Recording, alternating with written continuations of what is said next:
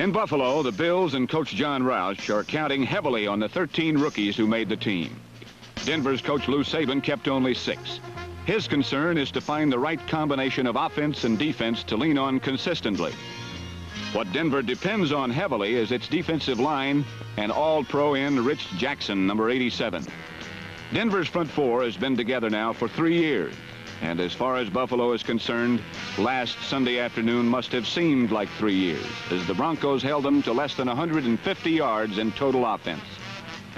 They got to the quarterback 5 times and were impressive throughout the game.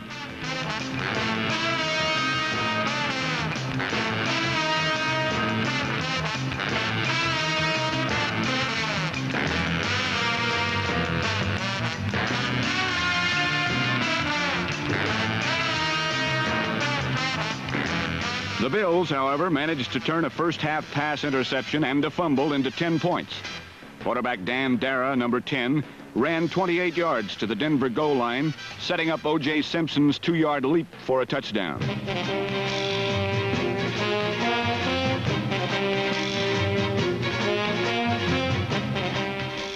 Trailing 10-5, in the second quarter, Denver quarterback Steve Tensey, number 13, saw his passing attack trip, stumble, fall, bounce, and finally roll over and play dead.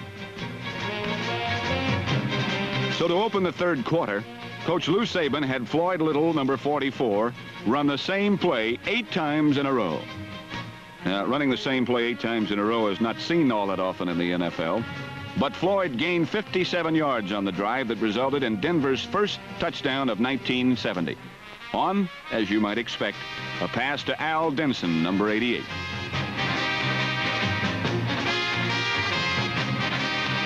After that, Denver was never threatened. Rookie halfback Bob Anderson, number 11, ran 28 yards for another touchdown as Denver won going away 25-10. With a consistently strong running attack and a maturing defensive posture, Lou Saban seems to have found the combination he has been looking for, and this may not be the only week that sees Denver in first place.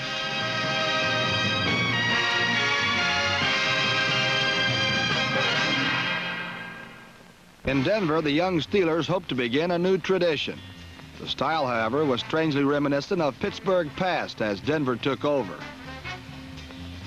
Number 44, Floyd Little, is quick enough to veer outside and sturdy enough to turn upfield and get the tough yardage.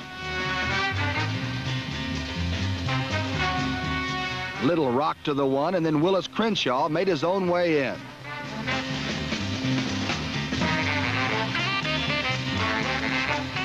Denver had the quick lead, but one play completely reversed the momentum.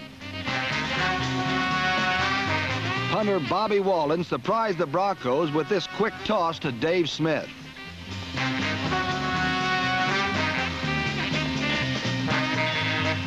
A Dick Hoke touchdown and 2 Gene Mingo field goals gave Pittsburgh the advantage, but the Bronco defense still had something to say.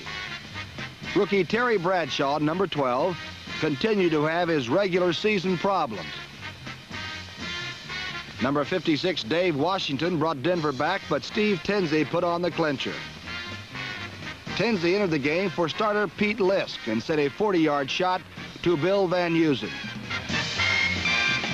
Tensey's relief pitching vaulted Denver back into the lead, and with more than a quarter remaining, the rest was up to the Bronco defense. Again, it was rookie Dave Washington leading the assault. The 9th-round draft choice was everywhere, finishing off Bradshaw and the Steelers for good with a perfect blitz. The energetic young Broncos had earned their second straight victory and sole possession of first place in the AFC West. At home in Mile High Stadium, Denver had every reason to worry. The Kansas City Chiefs had won 19 of 20 preceding games with the Broncos, and their awesome defense appeared right on cue. But this is a new season in Denver.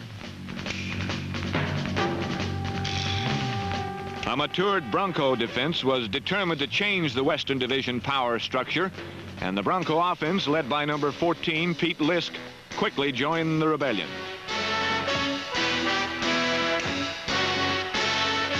A 30-yard completion to Al Denson set up a 1-yard burst by number 33, Willis Crenshaw. Past failures were forgotten as the Broncos chipped away at the Chiefs with a field goal and a Lisk to Billy Masters' touchdown pass.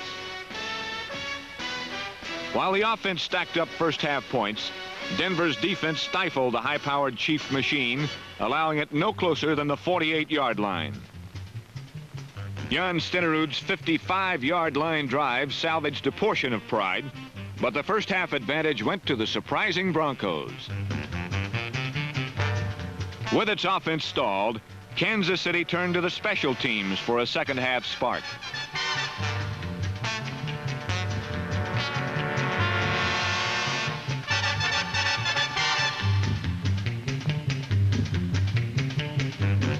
Number 14, Ed Podolak, burst 60 yards to set up a sure Chief touchdown. But this year, nothing is sure against the Denver defense. They broke up a third-down Len Dawson pass and held the Chiefs to a field goal.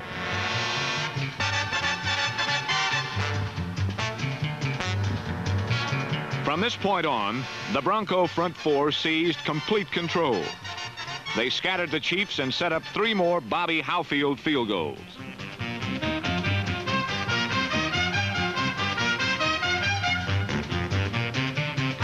They then pressured Dawson into an off-balance toss, and number 36, Bill Thompson, slammed the door shut on an upset 26-13 Denver victory.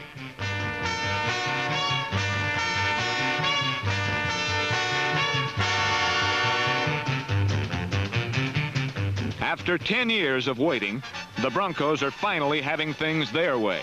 They lead the AFC West by 2 full games. Just as snow capped the mountains of Colorado, the Denver Broncos capped their division of the NFL as they met the Atlanta Falcons. On Atlanta's first play from scrimmage, Bob Berry's pass for number 86, Jim Mitchell, was intercepted by Charlie Greer, setting up a quick 7-0 Denver lead on Fran Lynch's touchdown smash.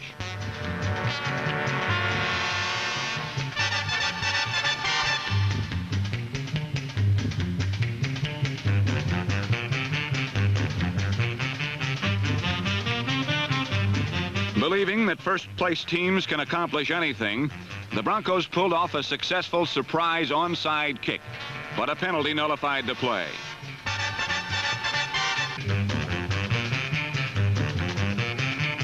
And Atlanta, seemingly incensed by Denver's audacity, drove right down the field and tied the game on a pass from Berry to number 84, Mike Donahoe. From that point on, Denver showed why they are number 1 as they completely controlled the rest of the game.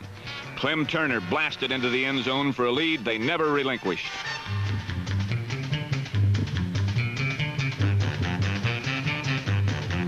The Bronco defense kicked up its heels too as Paul Martha's interception set up a 51-yard field goal by Bob Howfield, and a fumble recovery set up the final Denver points on a pass from Pete Lisk to Jim Whalen in a 24-10 Broncos success.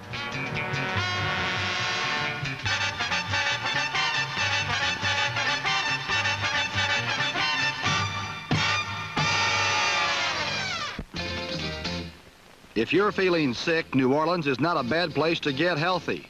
And that's where the Denver Broncos took their ailing offense. Though suffering through a 4-game losing streak, Denver again got a premier performance from the number 2 ranked defense in the AFC. Rich Jackson, number 87, Dave Costa, number 63, and Paul Smith, number 70, led a fired-up defense that smothered the Saints' attack and held New Orleans to a pair of first-quarter field goals.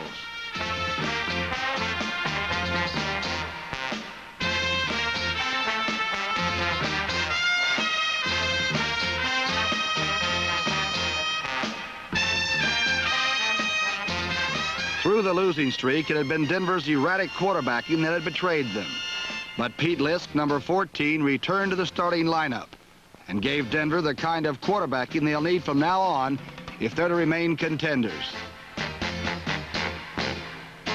In the second quarter, his 74-yard completion to Billy Van Houston, number 42, was the big play of the game, and the Broncos never looked back.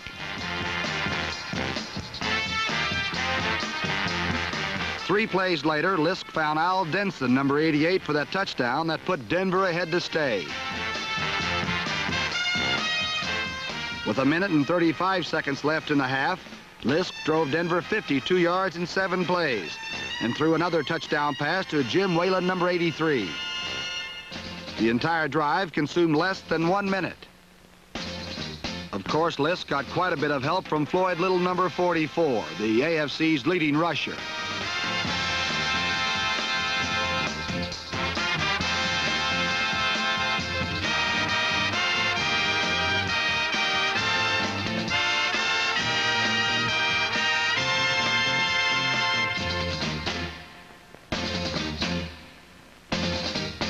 Little gained over 100 yards rushing and receiving and scored 1 touchdown.